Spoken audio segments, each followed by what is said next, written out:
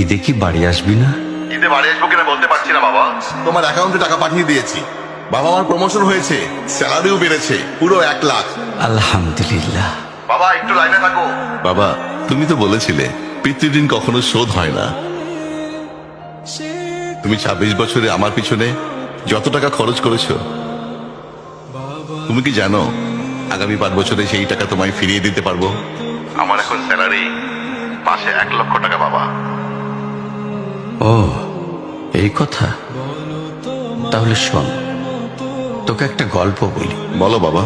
তোর বয়স যখন 4, তখন আমার বেতন 3000 টাকা। 1200 টাকা ঘর ভাড়া দিয়ে 1800 টাকায় চলে সংসার।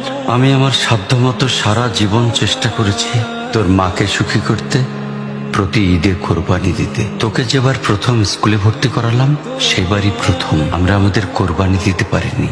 সে বছর তোর মাকেও কোনো উপহার দিতে পারিনি। তুই যখন ভার্সিটিতে উঠলি, আমাদের অবস্থা তখন মোটামুটি ভালো, কিন্তু খুব কষ্ট হয়ে গিয়েছিল যখন আমার ট্রান্সফার হয়। রোজ রোজ বাসে চড়ে, পায়ে হেঁটে, ঘামে ভিজে খুব দুর্বিষহ লাগছিল। একদিন শোরুম থেকে একটা বাইক দেখে আসলাম।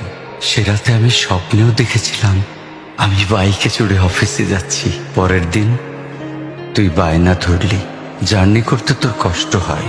তোর কষ্টে আমারও কষ্ট হয় বাবা।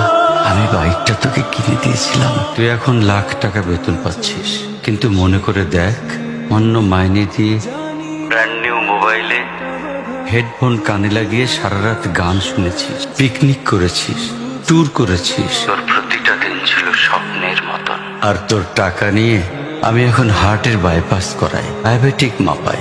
জানিস বাবা, তোর মাছ খাওয়া নিষেধ, মাংস খাওয়া নিষেধ। কি করে এত টাকা খরচ করি বল? তোর টাকা নিয়ে তাই আমি কল্পনার হাট বসাই। আমি বাইক চালিয়ে সারা শহর ঘুরে বেড়াই, বন্ধুদের নিয়ে সিনেমা দেখতে যাই। তোর মার হাত ধরে চাঁদনি পশরের সেন্ট মার্টিনের বালুচরে হেঁটে বেড়াই। চুপ করো বাবা প্লিজ। আমি তোমার কাছে চলে আসবো, তোমার টাকা না, আমি তোমার ভালোবাসা তোমায় ফিরিয়ে দিব বাবা। বোকা ছেলে, বাবাদের ভালোবাসা কখনো ফিরিয়ে দেওয়া যায় না। ছোট্ট শিশুর মলমূত্র মোছা যায়, আর বুড়োদের ঘরেও ঢোকা যায় না। ওকে একটা প্রশ্ন করি বাবা, ধর তুই, আমি আর তোর খোকা তিনজন এক নৌকায় বসে আছি। হঠাৎ নৌকাটা ডুবতে শুরু করলো। যে কোনো একজনকে তুই বাঁচাতে পারবি, কাকে বাঁচাবি? থাক, উত্তর দিতে হবে না। ছেলেরা বাবা হয়, বাবারা কখনো ছেলে হতে পারে না। পৃথিবীতে সবচেয়ে ভারী জিনিস